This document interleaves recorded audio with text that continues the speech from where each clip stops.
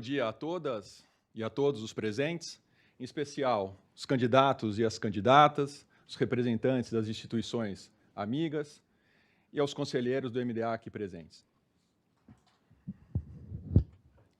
Muito bom dia a todos que nos acompanham de forma virtual, pela TV Migalhas, pelo UOL e pelos canais de divulgação, os canais digitais do MDA. As regras, como dito, foram absolutamente discutidas e aceitas por todas as chapas. As regras foram previamente encaminhadas e assinadas por todos os concorrentes. Esse segundo bloco, as instituições participantes farão suas perguntas em duas rodadas aos candidatos, previamente sorteados. O tempo de pergunta, 1 minuto, e o tempo de resposta, 2 minutos. De modo que eu peço a todos que respeitem esse horário, esse prazo, para que nós consigamos que o evento atinja todos os seus objetivos. Eventuais pedidos de resposta, de direito de resposta, serão analisados pela comissão formada pela doutora Lina Santin, Sidney Stahl e Humberto Gouveia. No tempo determinado aos candidatos, caso algum de vocês entendam que tenha faltado um tópico ou outro, caso queiram, poderão voltar ao assunto no quarto e último bloco, quando poderão fazer as suas disposições finais. Desejo a todos e a todas um excelente debate, que apresentem à advocacia paulista motivo e orgulho para irem às urnas e escolherem o seu representante para o triênio 2022-2024.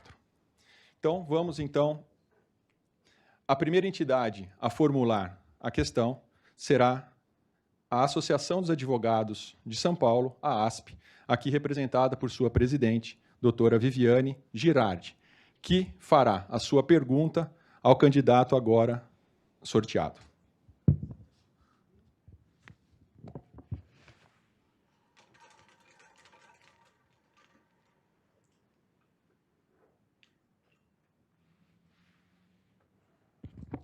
O candidato que responderá à primeira pergunta formulada pela doutora Viviane será o representante da chapa número 11, doutor Caio. Por favor, doutor.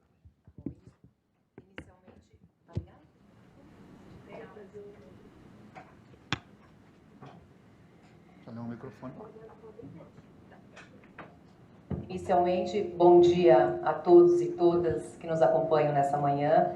Eu, rapidamente, para não tomar muito do meu tempo, de 1 minuto, eu cumprimento a organização do evento na pessoa do nosso Eduardo Salucci, idealizador desse importante debate que marca o processo de eleição da OAB com um traço democrático e necessário nesse momento onde nós temos tanta dificuldade de diálogo e de compreensão das ideias adversárias. A minha pergunta, também cumprimento as entidades apoiadoras aqui desse evento e que demonstram a força com que as entidades de defesa da advocacia vêm atuando ao longo dos anos, tradicionalmente em trabalhos conjuntos, na somatória de forças dessas entidades, sempre no intuito da defesa da advocacia, das prerrogativas dos advogados e da valorização da nossa profissão. Nós sabemos que, nesse momento, a advocacia vem sofrendo um sério desprestígio e, portanto, eu dirijo a minha palavra ao Dr. Caio, no sentido de que, renovada o seu mandato, Dr. Caio, qual será a postura da Ordem dos Advogados da Seccional de São Paulo em relação ao relacionamento com as demais entidades da advocacia, a ASP, IASP, CESA e demais institutos que nos representam? Muito obrigado, doutora Viviane, nossa presidente da Associação dos Advogados de São Paulo.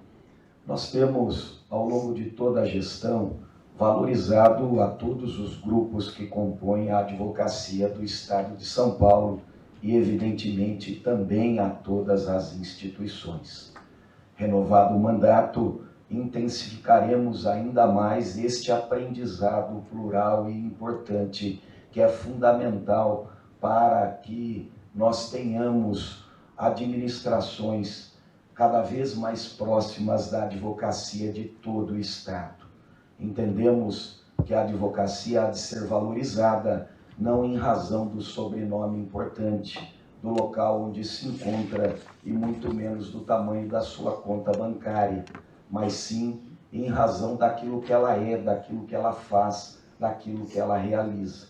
Por isto, a participação em conjunto de todas as entidades que pensam a advocacia são fundamentais, e é isto que não só fizemos, mas continuaremos a fazer. Tomo de empréstimo uma participação importante num projeto que tivemos em conjunto com o César, que foi a participação do projeto de escuta dos escritórios de advocacia, notadamente no ambiente das suas características, das suas necessidades, que tem nos permitido não só compreender cada vez mais a advocacia, as necessidades dos escritórios, seja do ponto de vista tributário, do ponto de vista de ação, do respeito à sua atividade profissional. E penso que nós, cada vez mais, precisamos intensificar esta aproximação com a compreensão de que todas as nossas ações devem levar em conta todo o Estado de São Paulo. Muito bem, muito obrigado, Dr. Caio. A próxima instituição a efetuar sua pergunta é a Sociedade Centro de Estudos. A próxima instituição parceira a elaborar a sua pergunta aos candidatos será o representante do Centro de Estudos da Sociedade dos Advogados, CESA, aqui representada pelo Dr. Sérgio Marangoni, que deverá fazer a sua pergunta ao candidato ou candidata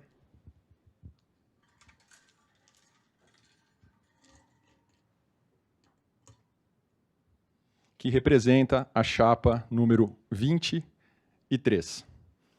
Doutora Mário de Oliveira Filho.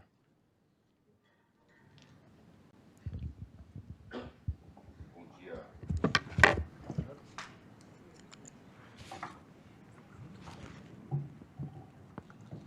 Bom dia a todos os colegas aqui presentes. Gostaria de cumprimentar a todos, a pessoa do nosso moderador, Dr. Rodrigo Jorge Moraes. Bom dia também e cumprimento desde já os representantes das demais entidades aqui presentes. E dirigindo-me já diretamente ao Dr. Mário. Dr. Mário, encontra-se em curso aqui perante a Câmara Municipal de São Paulo, projeto de lei 685, agora de 5 de outubro de 2021, que dentre diversos temas trata da eventual alteração da Lei 13.701 de 2003, que cuida da legislação do ISS, das sociedades simples uniprofissionais, entre as quais se incluem as sociedades de advogados. Se aprovado esse projeto de lei, é possível que haja o desenquadramento de algumas sociedades de advogados, bem como um aumento da carga tributária de ISS das sociedades de advogados. Isso não é a primeira vez que acontece, de tempos em tempos as prefeituras tentam, em especial a Prefeitura de São Paulo tenta aumentar a carga tributária do imposto de serviço da sociedade de advogados, e eu gostaria de saber o que a sua chapa, o que o senhor faria para levantar essa bandeira e defender os interesses da sociedade de advogados.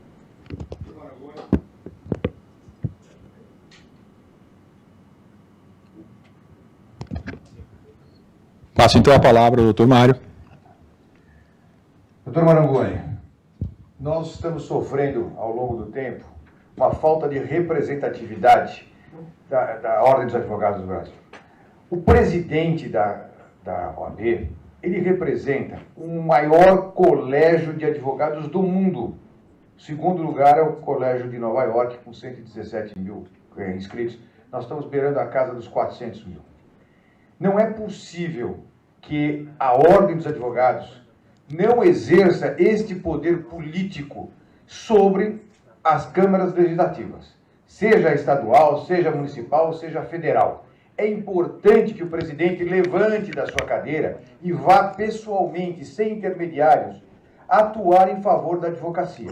Nós temos leis que estão passando, inclusive tem uma muito perigosa, do esvaziamento, tão perigosa quanto a tributação, que é mais uma desjudicialização em desfavor do advogado, que nós vamos agora votar a lei que abre para os cartórios de protestos, abre um perigoso precedente. Eles vão fazer a execução do título. O advogado fez o processo inteiro, do conhecimento até a execução. Na execução, o cartório vai, tira o lugar do advogado e faz ele. O que é isso? Isso é falta de representatividade. Isso é falta de levantar, ir até o Congresso Nacional, se reunir com a bancada de São Paulo dos deputados federais, com os senadores de São Paulo, e pôr a força política, sim, de quem representa quase 400 mil advogados. Esta força, esta pressão política, esta pressão classista, presidente de ordem é representante de classe. Ele tem que ir ali, ele tem que pôr a cara, tem um nome. Esse negócio de nós é uma coisa muito etérea. O que é o nós? O nós é qualquer um. O presidente tem que pôr a cara, meu nome é fulano de tal, eu sou o presidente e venho aqui em nome da minha categoria postular isso. Esse tipo de situação, nós estamos já trabalhando, já temos um grupo de colegas da área tributária. Pode concluir, tem 10 segundos, por favor.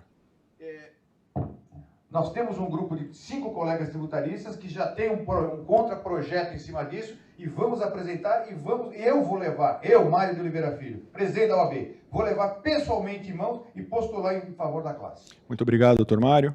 A próxima instituição participante a efetuar a sua pergunta é o Instituto dos Advogados de São Paulo, representado aqui pelo seu presidente, doutor Renato de Mello Jorge Silveira, que fará a sua pergunta ao candidato.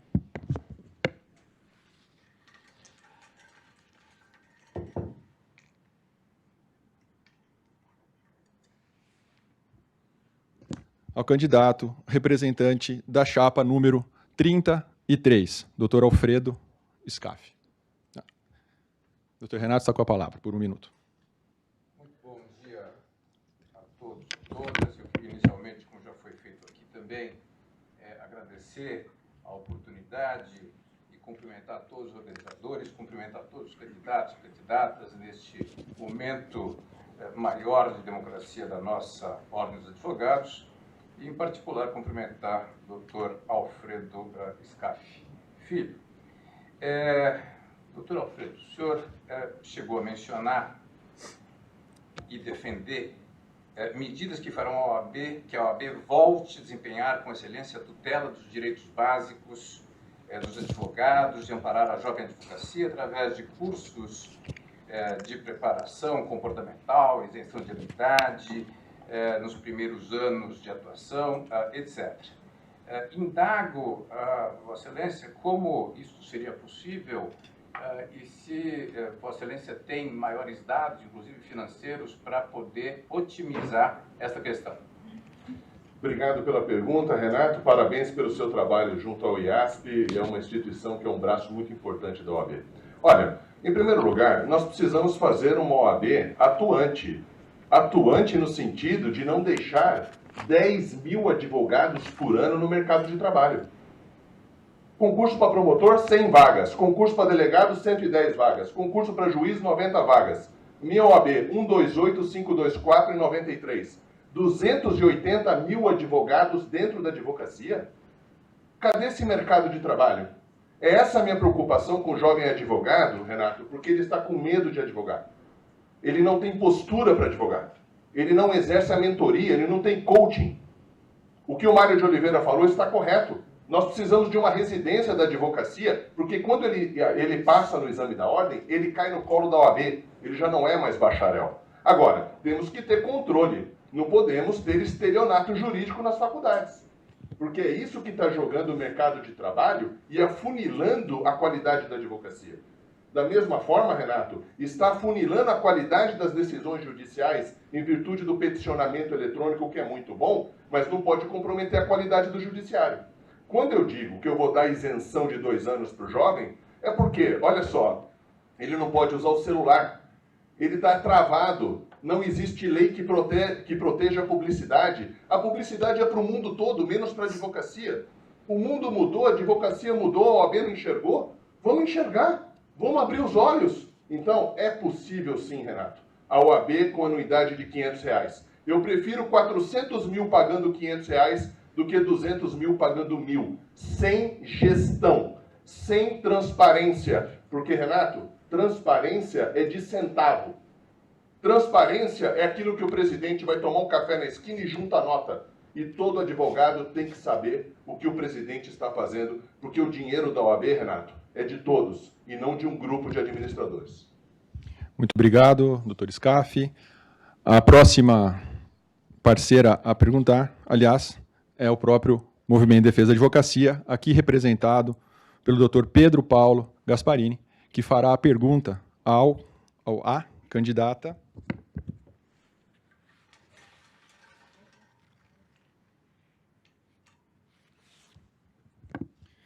que representa a chapa 20, doutora Dora.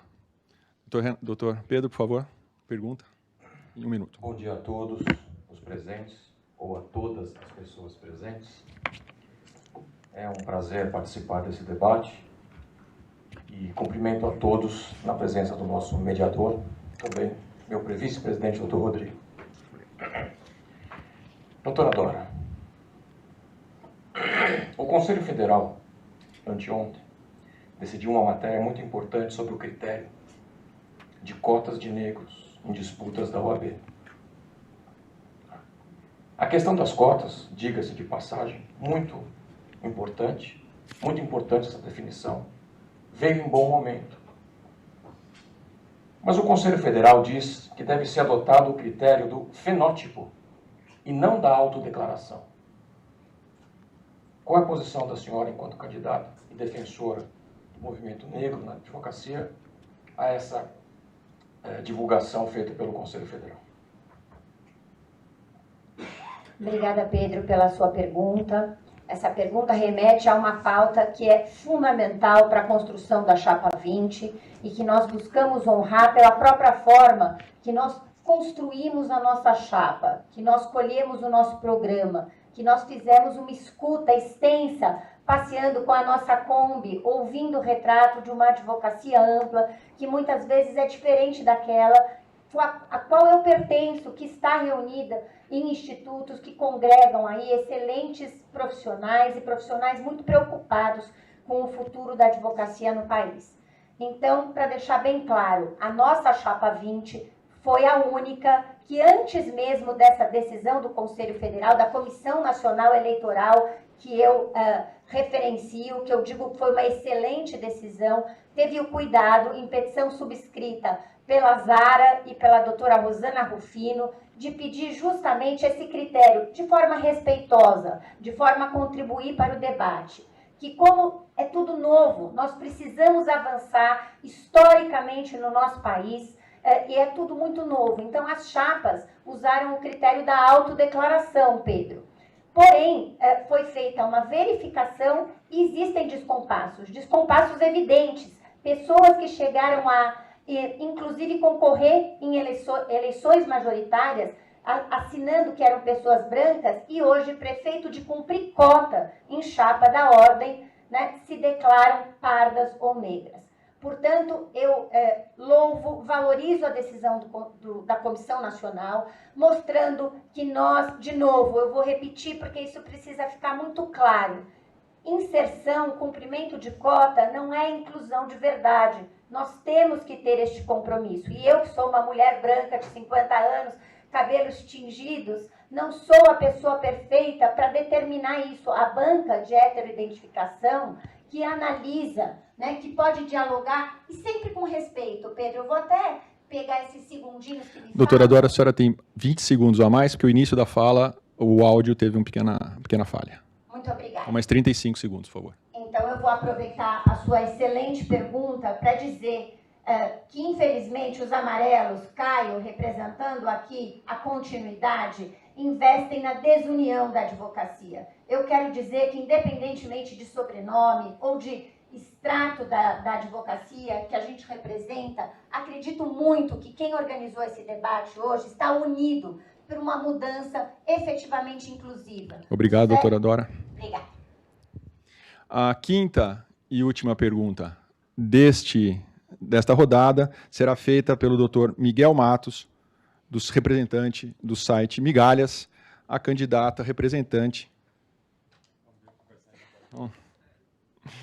da chapa 14, doutora Patrícia Vanzolini. Bom dia a todos. Cumprimento todos que estão nos ouvindo, todos que estão aqui presentes, todos que ajudaram a fazer esse evento, que de fato é um evento democrático, e nós temos levar para a advocacia de São Paulo, que é gigantesca, a oportunidade deles verem as propostas e saberem quem são efetivamente os candidatos para poder escolher, para poder bem escolher. Doutora Patrícia, eu queria fazer uma pergunta, que esse tema está surgindo muito aqui, já surgiu várias vezes aqui, que é em relação à jovem advocacia, aos jovens que estão sendo lançados ao mercado de trabalho e não estão preparados. Bom, na verdade são duas perguntas, duas colocações em relação a este ponto, na verdade. As faculdades de Direito, há uma grande crítica das faculdades que são verdadeiros, não são preparadas, não preparam bem os jovens, os cursos não são bem fiscalizados. A OAB, o que a OAB poderia fazer para isso, na visão da senhora? Como é que isso deveria ser feito? O que a OAB pode melhorar nesse sentido? Deve fechar faculdades? O que deve fazer? E a segunda é, qual é a melhor proposta? O que a chapa da senhora e a senhora querem fazer pelos jovens advogados? Obrigada, Miguel. Bom, é uma questão que me é especialmente cara, né? Primeiro porque eu tenho uma relação muito especial de 20 anos com a jovem advocacia, depois porque a educação, sem dúvida, é uma das minhas maiores paixões, e eu acho que a educação, de fato, é o que promove inclusão social, inclusão, enfim, no mercado de trabalho, empregabilidade, dignidade, paridade de armas. Então, me são muito caros esses assuntos. Essa questão da interferência, ou da possibilidade de interferência da OAB na abertura e fechamento de cursos jurídicos, é uma questão, enfim, sempre um nó górdio, sempre uma questão problemática, e a OAB, de alguma forma, cumpre o seu papel, de alguma forma, de controle da entrada no mercado de trabalho, através ali do não tão popular, né, malfadado exame de ordem. Mas eu acho que a OAB, ela tem que fazer mais, primeiro, entrando nas faculdades, né? Então, eu vou dividir aqui quatro propostas muito rapidamente, no minuto e 5 segundos que eu tenho. Então, eu acho que, em primeiro lugar, a OAB tem que estar dentro das faculdades, ensinando para os estagiários, para os estudantes, o que é a OAB, a força da instituição, a importância democrática da instituição, enfim, promovendo ações dentro da faculdade, até para que a pessoa ali, o estudante, quando se forme, entenda que ele tem um papel social, que ele tem um papel na defesa democrática, que não é só conteudista, não é só o conteúdo.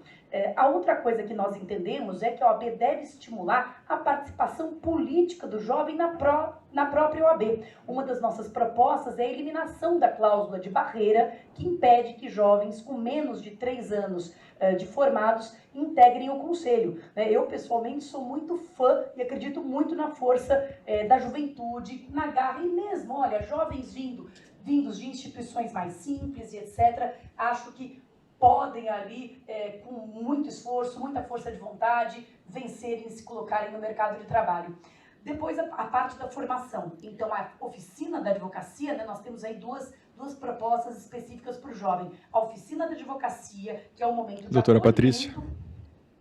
15 segundos, né? É o momento de acolhimento dos jovens, no qual eles são ensinados sobre prerrogativas, sobre ética, sobre gestão de escritório, marketing jurídico, sobre estrutura. Muito obrigado, doutora Patrícia. Bom, concluída essa primeira rodada, então iniciaremos a segunda rodada, na mesma sistemática, mesma ordem de perguntas pelas instituições parceiras, de modo que, novamente, para essa segunda rodada, a primeira das questões deverá ser formulada pela doutora Viviane Girardi, presidente da Associação dos Advogados de São Paulo, ao representante da chapa. Obrigada. Ao representante da chapa 33, doutor Alfredo Scaff Filho. Muito obrigado. Muito obrigada. Bom dia. Eu aproveito agora, nesse meu tempo, para cumprimentar os candidatos e as candidatas, e de maneira muito especial a doutora Dora e a doutora Patrícia, para dizer que é muito importante nós termos duas mulheres aqui disputando o pleito da OAB. Doutor Alfredo, a minha pergunta se dirige, na verdade, a uma preocupação atual com a advocacia, que tem uma base muito diferenciada. Se nós temos uma preocupação, e o senhor falou aqui na sua exposição a respeito da jovem advocacia, de como o senhor se preocupa com isso, eu gostaria de ouvi-lo a respeito de quais são as suas propostas para o acolhimento da advocacia não tão jovem, mas que está sendo excluída do exercício profissional por força do uso da tecnologia. Obrigado, Viviane, e parabéns pelo seu trabalho na Associação dos Advogados. Eu tenho certeza que todos os associados estão orgulhosos de você. Olha, essa pergunta é maravilhosa. E eu vou te dizer o seguinte, Viviane, eu estou preocupado com o respeito e dignidade da valorização da advocacia que está descendo a ladeira. E atrás de tudo isso que vem o que você acabou de me perguntar. O mercado de trabalho está sendo destruído da advocacia. Nós temos a preocupação não só com o diálogo com o Poder Judiciário, que essa questão da informatização se resolve com o diálogo. Tem que sair da cadeira do gabinete e visitar o presidente do Tribunal de Justiça toda semana. É isso que a gente precisa fazer. Fazer com que o advogado se sinta bem. Não pode ser jogado o problema no colo dele. Cada novidade nós temos que nos virar. Parece que o cartorário, que nós que trabalhamos para o cartorário, não ele para nós. Então isso tem que ser mudado com atitude. E é o presidente que tem que ter essa liderança e ter o respeito e convencer que as coisas estão corretas e estão equivocadas eventualmente. Agora, eu vou te dizer uma coisa, Viviane. Eu faço, eu não prometo. Eu protocolei um projeto de lei, o PL 1513/21, que resgata a valorização do advogado e da segurança jurídica dos condomínios para toda a advocacia nacional. E ele diz o seguinte, que todos os atos condominiais só poderão ser levados a registro com o visto de um advogado. É isso que é se preocupar com a advocacia. É isso que é se preocupar com o mercado de trabalho. Porque os cartórios, há anos atrás, quando tirou o mercado de trabalho do inventário, do divórcio, da separação, do usucapião, teve gente que aplaudiu. Eu não aplaudi, não. Agora os cartórios estão querendo tirar a questão do INSS. Daqui a pouco estão dizendo que não precisa de advogado em audiência. Tomem cuidado, hein? E vou dizer uma coisa, esse meu projeto, Viviane, é só o começo. Porque cobrança é questão de advogado. Advogado que faz cobrança não é telemarketing.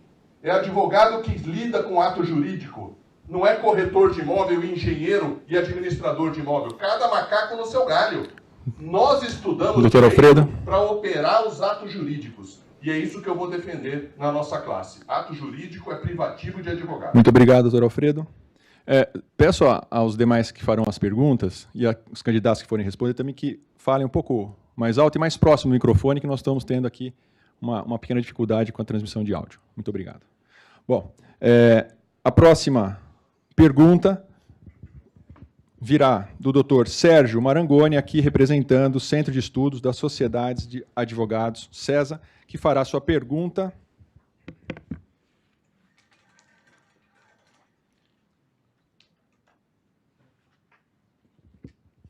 Ao representante da chapa número 23, Dr. Mário.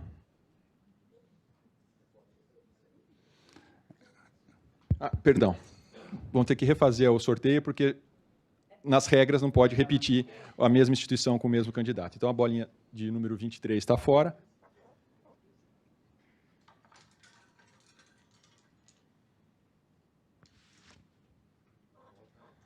Então, doutor Sérgio, por favor, fará a pergunta ao representante da chapa número 14, doutora Patrícia. Estou retornando a 23 para o Globo. Obrigado. Doutora Patrícia, minha segunda questão vai um pouco em linha com a questão da doutora Viviane. Há um estudo da Fundação Getúlio Vargas, da Escola de Direito aqui de São Paulo, da Fundação Getúlio Vargas, que nós temos no Brasil mais de 1.500 faculdades de Direito. O resto do mundo não tem esse número. Não bastasse isso, as sociedades de advogados brasileiras estão sofrendo concorrência ilegal das sociedades de advogados estrangeiras, que, sob pretexto, que se instalam aqui no Brasil, e sob pretexto de darem consultoria de legislação alienígena, prestam serviços diretamente aqui no Brasil e sobre legislação brasileira. Não bastasse tudo isso, as sociedades de advogados e os advogados em geral sofrem concorrência das grandes empresas de auditoria, em especial das Big Four, né, que prestam, ao prestarem seus serviços de auditoria, extrapolam essa prestação de serviços e acabam prestando serviços de natureza tipicamente advocatícia, como planejamentos tributários diversos, reestruturações societárias, e tenho notícias que até contenciosos estão fazendo. Doutor Sérgio, a pergunta, por favor. Como que a senhora vai enfrentar essa questão? Muito obrigado.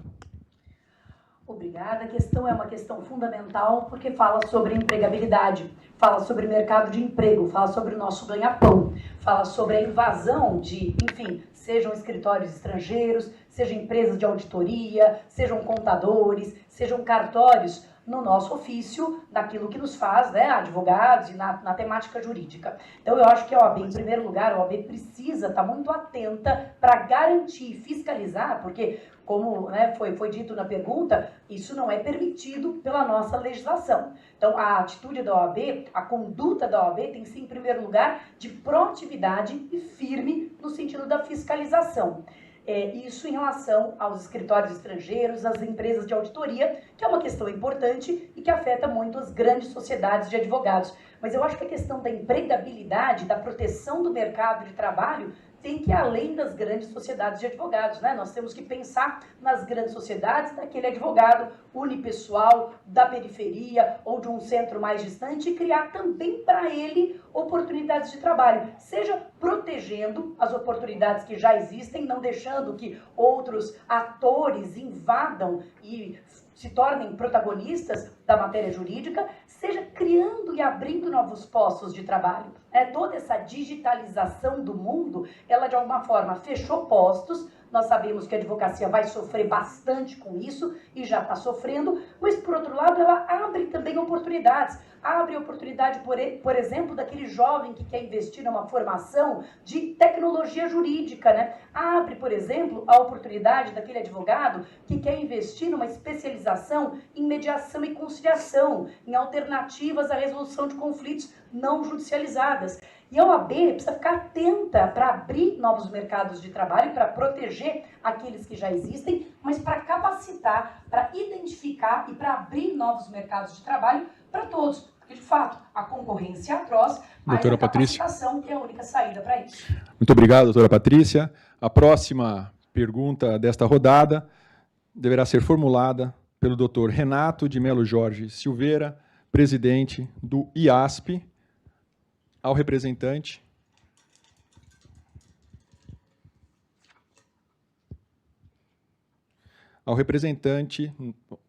seria da chapa 20, mas o MDA, na rodada anterior, efetuou a pergunta. Não, Instituto. Perdão. Então, doutor Renato, perdão pelo equívoco, mas então a formular a pergunta à representante da chapa número 20, doutora Dora. Doutora Dora, muito bom dia. A senhora é, como bem dito aqui, uma experiente advogada criminal, teve passagem por diversas instituições. Por outro lado, a Ordem dos Advogados do Brasil tem, como todos nós sabemos, missões distintas, visa a defesa do Estado Democrático de Direito, o bom trato da justiça em si, uma preocupação em especial com o advogado aqui relatado e retratado por todos. Mas é fato, por outro lado, que o momento em que vive o Brasil é bastante distinto e os últimos 2 anos são exemplo disso.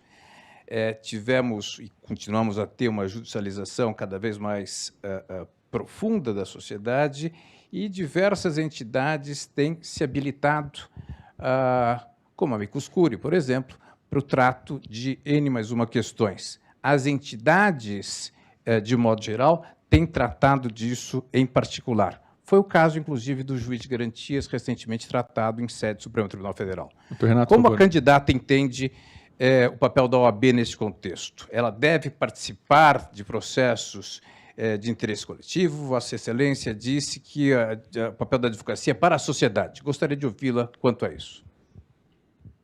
Agradeço a pergunta do Dr. Renato Silveira. É uma pergunta que nos remete a dois aspectos fundamentais da valorização da OAB, da valorização da advocacia. Em primeiro lugar, a necessidade da ordem estar mais moderna, está antenada com as novas formas de defender os interesses da classe e os interesses da sociedade. Eu já cumprimento a atuação do IASP nos debates em relação ao tema importantíssimo do juiz de garantias, e sim, a resposta é: a OAB precisa estar preparada para proteger a nossa classe, advogar pelos advogados, pelas bandeiras da advocacia e fazê-lo em todos os tribunais. E como é que a gente faz isso, Renato? A gente faz isso com excelência, conhecendo as matérias, lendo migalhas logo de manhã, mas sim, ingressando com ações que são de atribuição da ordem, nós temos legitimidade para propor, e também participando na qualidade de amicus curiae, como fazem tantas entidades, como faz o próprio IDDD, como faz o próprio Innocence, porque essas ações que a gente chama de litígio estratégico, elas têm condição de mudar uma realidade que impacta todos os jurisdicionados e também todos nós, advogados. Para a questão que foi trazida aqui sobre os aspectos tributários da advocacia, é importante que estejamos atentos e, de forma moderna, a gente possa contribuir para o debate. Só para dizer aqui, com respeito, que, infelizmente, a atual gestão da ordem não tem nos representado à altura. Eu fui encontrar, porque pesquisei esse tema, amicus curiae, e uma petição em que a OAB São Paulo tenta batalhar pelo recebimento de honorários de alguém. O que não pode acontecer? A OAB nunca pode postular direitos individuais. A OAB fala por todos, pela classe e pela sociedade. Imagine, para ser respeitado, tem que agir com respeito e em nome da própria classe. Muito obrigado, doutora Dora. A quarta pergunta, então, deverá ser formulada pelo Dr. Pedro Paulo Gasparini, representante do MDA neste bloco.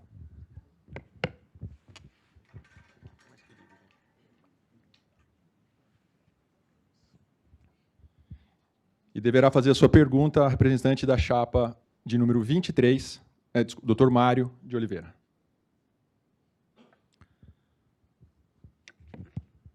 Bom dia, doutor Mário. Os tribunais entraram no modo eletrônico e virtual desde o início da pandemia. A pandemia ela está arrefecendo, graças a Deus. As atividades na sociedade estão voltando à normalidade. E, se não me engano, em decorrência da Covid, em São Paulo, ontem ou anteontem, não houve nenhuma morte. No entanto, não há nenhuma sinalização do retorno dos tribunais à atividade presencial. E o senhor bem sabe isso, como advogado militante que é, os reflexos para a advocacia, para o dia a dia da advocacia. O que o senhor entende, portanto, que a OAB deveria estar fazendo ou deve fazer para que nós tenhamos um retorno mais imediato às nossas atividades? Doutor Pedro Paulo, o problema é de representatividade. O presidente do Tribunal de Justiça do Estado de São Paulo, o presidente do Tribunal Regional Federal da Terceira Região, o presidente do Tribunal Regional do Trabalho, eles juntos abriram e fecharam o fórum, mudaram horários, introduziram uma série de mudanças.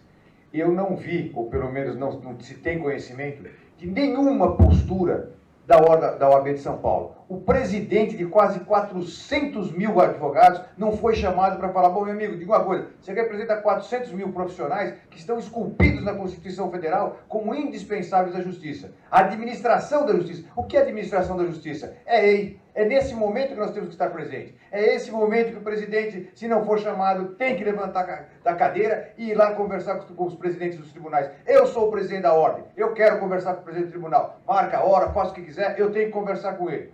Não pode continuar desse jeito. Esta questão da virtualização do Poder Judiciário, isto não veio para acabar, isso vai ficar. E ajuda, principalmente aquele nosso colega lá de Santa Fé do Sul, 780 quilômetros, que tem que fazer uma sustentação oral em São Paulo e o cliente dele não tem 5 mil reais para pagar um avião, 700 quilômetros, o sujeito tem que vir de avião, não vai vir no lombo de burro, né? E voltar a fazer bate e volta. Tem que se preparar. Ele não tem. Se ele não tem, ele deixa de fazer a sustentação oral, perde uma chance. É a perda de uma chance. E virtualmente ele vai estar presente e vai fazer a advocacia. Portanto, nós precisamos de um advogado, até eu brinco com o pessoal da minha coordenação, é sangue nos olhos. Como fez o SCAF, e eu também fiz, o mandado de segurança pelos inadimplentes. O SCAF foi julgado antes, eu liguei inclusive na hora para ele para dar os parabéns. Sem ocupar cargo nenhum. Isso é que é importante. Quem vai ser o seu presidente? Quem tem história sem cargo na advocacia, quem tem história dentro da advocacia, dentro da OAB, prestando serviço nas suas comissões, prestando serviço nas suas bandeiras. E este é o fator diferencial. Quem tem e quem pode ser presidente da ordem. Obrigado, doutor Mário. E encerrando essa segunda rodada de perguntas, fará a próxima pergunta o Dr. Miguel Matos, presidente do site Migalhas, que deverá fazer a sua pergunta ao representante da chapa número 11, Dr. Caio. Bom, doutor Caio, eu queria saber, vou ser bem direto, a posição do senhor em relação a um projeto de lei e a uma discussão que é premente aí, sobre o porte de arma para advogados. A opinião, não sei se isso já foi discutido no âmbito da OAB São Paulo, e também seria bom se tivesse sido qual é a opinião e qual é a opinião do senhor pessoalmente. Obrigado, Miguel, pela indagação que nos é endereçada. Eu tenho uma postura individual no sentido de ser avesso à violência e ao uso de todos os instrumentos como armas de fogo. Entendo que estes instrumentos devem estar restritos às autoridades que necessariamente se valem destes instrumentos para o cumprimento do seu papel.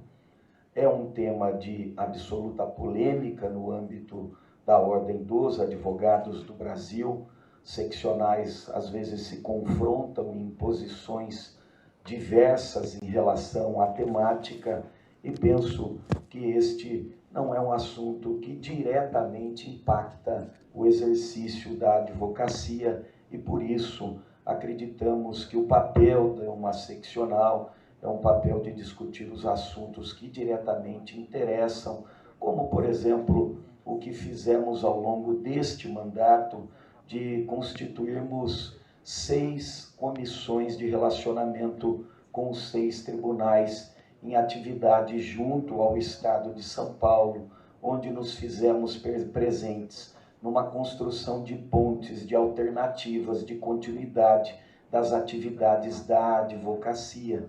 Nós entendemos que o papel do presidente da Ordem não é um papel de buscar espetáculo, não é um papel de colocar o colega em risco, expondo o colega em cada momento difícil pelo qual passa. O presidente da Ordem não é dono de nenhum circo para fazer festa com as dificuldades da advocacia. O presidente da Ordem há de ser sereno, responsável, firme, estar presente em todas as discussões importantes, com altivez, serenidade, e é o que temos feito todos os dias. Por isso é que pedimos o voto da Advocacia de São Paulo para a chapa 11, que temos a honra de encabeçar. Muito obrigado, doutor Caio. Encerrando, então, este segundo bloco do nosso debate OAB São Paulo 2021 para o triênio 2022 a 2024. Agradeço a todos os presentes, aos representantes das instituições parceiras, doutora Viviane Girardi, doutor Sérgio Marangoni, doutor Renato Silveira, doutor Pedro Paulo Gasparini, Miguel do Migalhas, todos aqueles que estão nos acompanhando de forma virtual, pela TV Migalhas, TV UOL. Parabéns aos candidatos que conseguiram, dentro do tempo possível para esse evento, transmitir o máximo para que o eleitor, para que a advocacia paulista tenha condições de refletir e depositar a sua confiança. Desejo a todos um excelente dia, saúde a todos e que essa eleição e essa campanha até o dia da eleição transcorra da melhor forma possível, porque, na verdade, o que nós precisamos é de uma advocacia forte para todos e para todas. Pela atenção, muito obrigado.